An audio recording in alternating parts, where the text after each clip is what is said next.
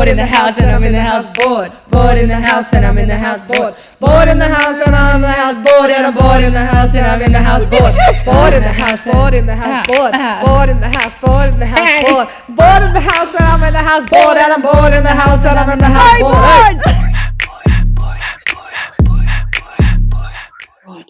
Woo!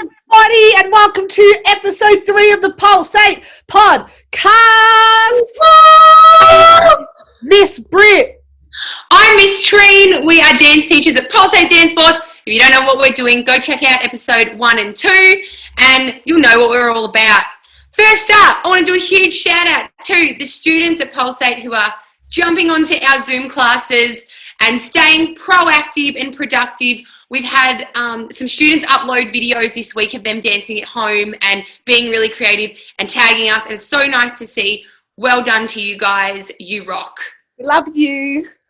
All right, so this week we have Ash from Northeast Float in Motion joining us to give us a little bit of insight on how to look after our bodies. But before she jumps on, we've had a few more questions from our amazing followers on our Instagram, Pulsate Dance Force. Follow us if you haven't yet. So our first question, Miss Treen, is from Mackenzie Jacker, who is one of our students. Hi, Kens. Hey, Kens. Miss you. She has asked, what is our favourite comp/concert piece that you have put together?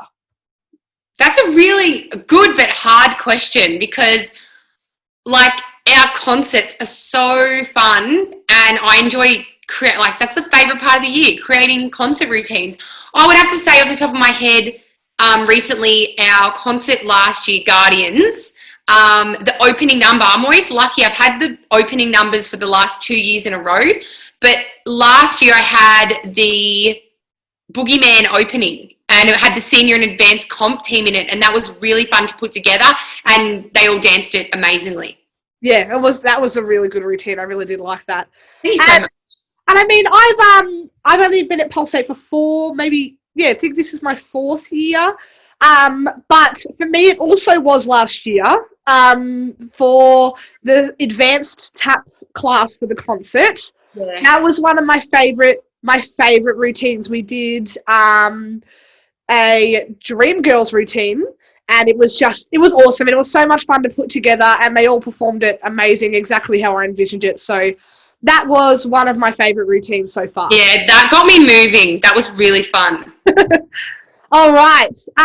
Next question we had from Layla Kerr. It's actually quite a good one. Has your dance style changed from when you were younger? Wow, that's a really awesome question, Layla. Thank you.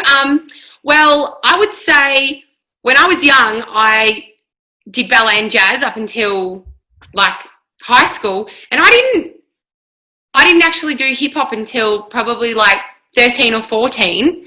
So when I was younger, I probably moved and my style was a little bit more jazz and ballet based. And then as I went through my teen and, later adult years, I have moved into a more urban commercial hip hop style. Yeah, so it's changed a little bit. Yeah. A little bit from ballet. Well, for me, mine hasn't really changed. I grew up performing and learning a lot of theatrical styles and ballet. The school I went to was very, very theatrical. I did all the musical theatres, song and dances, taps, ballets, whatever it is, you name it, I did it. So at this point, I think that's kind of where I'm still at because I love all the over-the-top performance side of things, and I still teach tap and jazz, and so I think I'm still very similar to where I grew up with. And I think like if we're talking about style in terms of movement, every year my choreography and movement quality will change. I don't know about you, Miss Britt, but I think about a routine I did this time last year and I look on a video and think I move differently. So each year, even though now I'm a teacher, I'm still evolving my style, and every year. So if I stop changing and stop growing, and I'm the same every single year, I think that would be a concern for me. So in terms of, changing qualities, I'm always trying to find new pathways and find different ways of moving. So it's always changing in that way. Yeah, I'm very photographic with my memory in regards to dances. So it'll be funny. And you can ask my soloists this, I'll be doing a solo and I'll put them in a corner. I'll say, go this way. And I'll go, no, wait, that other person does it that way. Come back. We'll do it a different way. So things like that, of thinking about of what you did, how you've done it, and where you're going with it, it always changes no matter what. Yeah, and then like you said, when you find the pattern that you like, your go-to pattern, and being like, no, I'm going to change it because I want to be different. I want to make it different. Yeah, exactly. Exactly right. Now we have a question from Bridget Fian. Hi, Bridget. Hi. We did discuss this question before we came on. She has asked what our favourite book series is to read, and personally for me, I'm sorry to say, but I don't really read. I spoke to a parent about this not long ago. I read and my brain skips lines 100%. So I have downloaded the book, like the electronic version of books before, whether I read it all properly, attention span wise. But yeah, my eyes do funny things, and it's not very therapeutic for me. It's actually quite stressful. But yeah, I do love podcasts, and I'll listen to those. But in terms of books, I haven't really read any recently. Yep, sorry, but to answer it was a good question, and I wish I read, but I just can't. My brain doesn't. I'd love to sit here and be like, I read all the Harry Potter books in a night. Like, I read all of these books about, all these entrepreneurs. But yeah, I prefer to listen and watch. I'm a movie girl, so. Yeah. All right, guys. Well, thank you for your questions again this week. We're going to jump straight into Ash now from Northeast Float, and she's going to talk to us a little bit about injury prevention and how to look after our bodies. So let's welcome Ash in. All right. Hello, Ash. Hello. Hey, how are you? We're good. What have you been up to? Just working. Parenting, homeschooling. Same. Homeschooling. You're one of those trooper mums. Yes. Marvellous. Bonding time. Love it. Well, welcome to the podcast. We have some questions for you that I think our students are going to love hearing, some things that they maybe do know or don't know, how to look after their bodies and everything. So our first question for today, tell us a bit about what you do as a myotherapist. Okay. What services do you offer at Northeast Float Motion? All right. Well, firstly, just to clarify my role here, I am a clinical myotherapist, which means basically I can diagnose and treat conditions affecting the musculoskeletal system. So your usual soft tissue, neurological, do a lot of injury prevention and rehab, and at the minute a lot of postural correction. Awesome. Everyone's out of their normal routine, so we're trying to correct and maintain that with a lot of people. Yeah. I've been doing that for 12 years now. I've been doing it in Wang for 10 and varied around, and now we've been Northeast Float Motion for a year now, just hit a year. And yeah, so it was sort of by necessity we needed to move and expand and incorporate all our new services that we've got in here. All right, so given that we're stage 3 at the minute and everyone's operating a little bit differently, currently I'm still operating as a clinical myo. My business partner Brenton is a myotherapist and remedial massage, and they're the only services that are active at the minute. But when we're in full capacity, we have infrared saunas, which provide the same heat waves as the sun, not the nasty UV, not the light, but just the heat waves. We've got a mild hyperbaric oxygen chamber, which is pressurised oxygen pushing into your body. We have our beautiful double dream pod float tank, which a lot of people won't know much about, but check us out, only one around. And we've got our massage chairs, which I know you ladies are familiar with. Love them.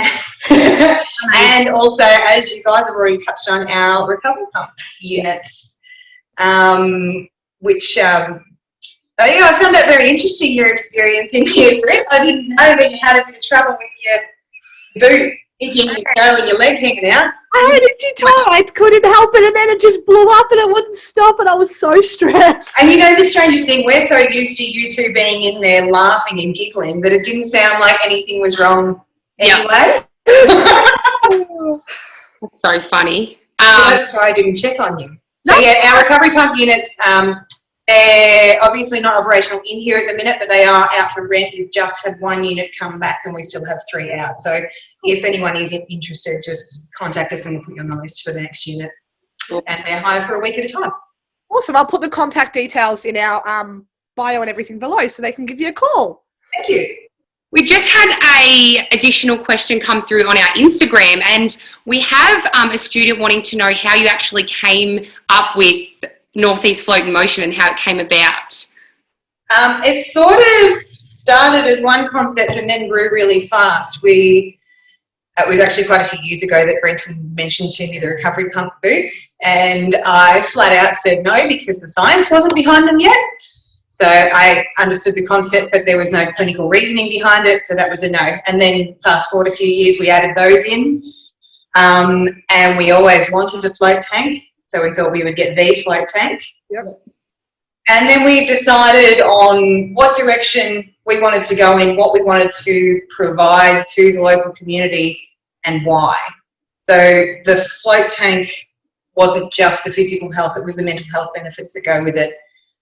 Recovery pump, you know, it's technology that is used widely everywhere else in the world, and such a big catchment area like Wangaratta didn't have access to it. So those were a couple of the reasons for those things. It was the same with the saunas and the hyperbaric chamber. You know, it's really solid science behind the use of these things and the benefits they provide, and we just didn't have them here.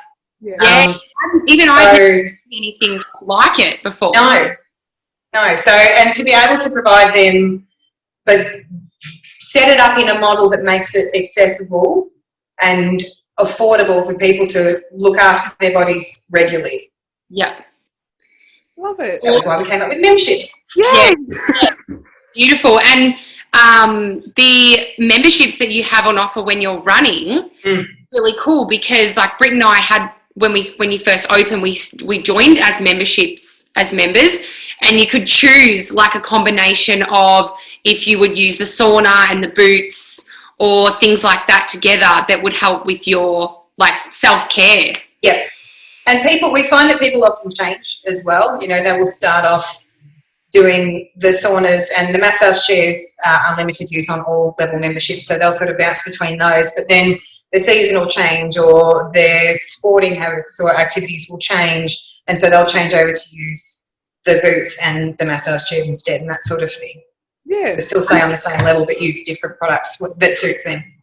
So we have a question in regards to our competition and elite students. In the lead up to competitions and when we head back to their back-to-back classes and schedules, what would be some ways and suggestions that you would have for the dancers to stay on top of their body fatigue, soreness and recovery? Listen to your body. It doesn't matter what age you are, how much you do, how little you do. Listen to your body. If it needs something, provide it. If you are hungry, eat. As you went on with D, eat well. If you are tired, sleep. If you are tight, stretch. If you are sore, put some heat on it. If you have specific soreness, talk to your teachers about it. If it's outside of their scope, they're going to refer you on for professional help. And you need to do that in a really timely manner, because there isn't much downtime, especially with your elite dancers there in their classes. You need to get it seen to, and next week is not good enough. Yeah. All right, another question for you. Non-recovery related, but your kiddies Eli and Ada dance with us at the studio. Yes. And you're a bit of a mover yourself, and you attended a lot of the Zoom classes with us. I actually attended all of them, but it was only a couple of them I made it on screen. You're a super dance mum. What is your go-to dance move? It takes a lot of thought for your go-to. Go-to. But you just stick with the classics and the basics. Like your basic side step, so good. You can make it like as small and subtle as you want, or like big and loud. You look at anyone in any sort of freeform dance, at some point they're doing a side step. Yeah, the old step tap. That's the one. The roll. Mm-hmm. Yeah. Yep. See what you make of it. Change your levels as well. Yeah, get down low. Yeah. Come back up. Yeah. Just add those layers, you know. When we can hit the clubs next time. Yeah, we'll all go to the GC. Oh, yeah, I'll see you there, guys. I love it. So our next one again is in regards to when we, open back up and come back to a little bit of normality. When our dancers return to the studio, what are your helpful tips during the body's reboot process that can help with injury prevention and strength, just because they're going to have to adapt to that many hours of training again? Yep. A very, very basic principle. It's input versus output. Whatever your body goes through has to be put back in time and effort. So you're putting in all that time and effort in the studio, getting back into it. The enthusiasm's running really high. You're going to be tired. You're going to be tired while you're doing it. You're going to be tired afterwards. However, we go back again, listen to your body, provide it what it needs. Yeah. It's the same principle as before, but it's more important when you go into that big build of being back in contact in the studio again. You really have to make sure there is that balance. Yeah. Yeah, because you've had 6 weeks off, and we are doing a weekly Zoom lesson for our classes, but, being in your lounge room and space, it's not the same. So having to come back in and going full bowl again, jet A's and aerials and acro and everything back at the studio, they're going to, it's going to be... And there is a huge margin for error when enthusiasm definitely overtakes everything. So if you are pulling up sore and tight, but you can manage it and stretch it out, and that soreness and tightness doesn't hang around, that's fine. When it does hang around and it's becoming specific and it's affecting you in the studio and in daily life, get it seen to straight away.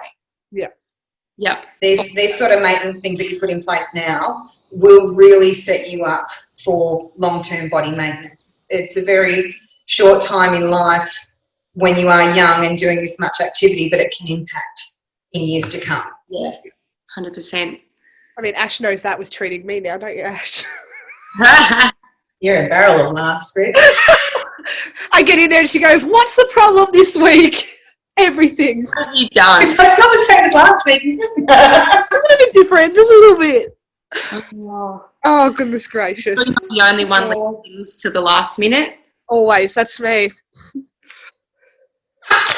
You need to listen to your body. I do too, though. Yeah, it's. We always tell others, go get it seen and things like that. Have you done anything for yourself, or when Amy's overdue for a sauna, or And that's why I think your vouchers are really good, because even my dad's birthday just gone, I bought him a voucher because I know he's seen Brenton and he never sets time aside to look after his knee or whatever the damn injury is that week. But it was my way of being like, you've got the voucher, you have to use it. Go and get your soreness, or, go and get... whatever we found here, if people intend on using a service as maintenance, like it's going to be part of their maintenance, you need to forward book. Otherwise, you won't keep it up. If you walk out and go, "Oh, yeah, I'll do it later." Yeah. Because life gets in the way. Yeah. So it's like one of those things, you organise it now and then it's done. Like if someone injures themselves, organise it now and then you're on the right track already. Yeah, exactly. Awesome. We have one last question for you to pick your brain. And this one is, if your dancers have some soreness, tightness, or an unusual feeling in their joints or muscles, what steps do you recommend they take in order to ensure it's well looked after? All right, so the first thing to point out is there is a really big difference between, being a bit tight and sore as opposed to having an acute injury. You will know that you've done something when you haven't done it. Yeah. Those sorts of things, if you have an acute injury, you stop. You stop, rest, ice, compression, elevation if it's a limb, and you get it seen to and get it sorted with a proper program, because being at the level that you are there. You don't have the option of go back early and it'll be okay, because it won't. Yeah.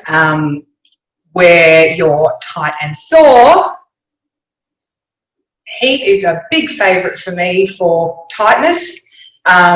Stretching. Obviously, refer to your teachers because they know how to do it properly.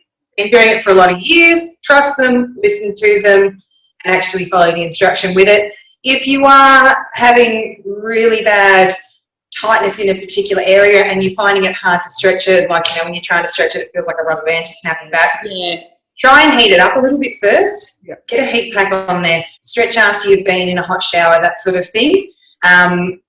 If it is lingering and not going away, then you'll need to go and get professional assessment and see what's the underlying cause and why it's hanging around. Yeah. So really understanding the difference between, like, I've just jumped back into dance, I'm a bit sore, or like tight, or like this is like a bit stabbing or a bit when I do anything. And then in that moment of, like, if you feel like it is, like you said, an acute injury, then would you suggest that stretching wouldn't be a good option in that moment? No. If you've done an acute injury, you need to stop. Yeah. Awesome. That makes sense. So I know that just as I've thought off the top of my head, being in the classes, a lot of the kids reach first thing for a foam roller or a rolling ball when they've got tightness or soreness. Would you recommend for them? These magic little babies. Yes.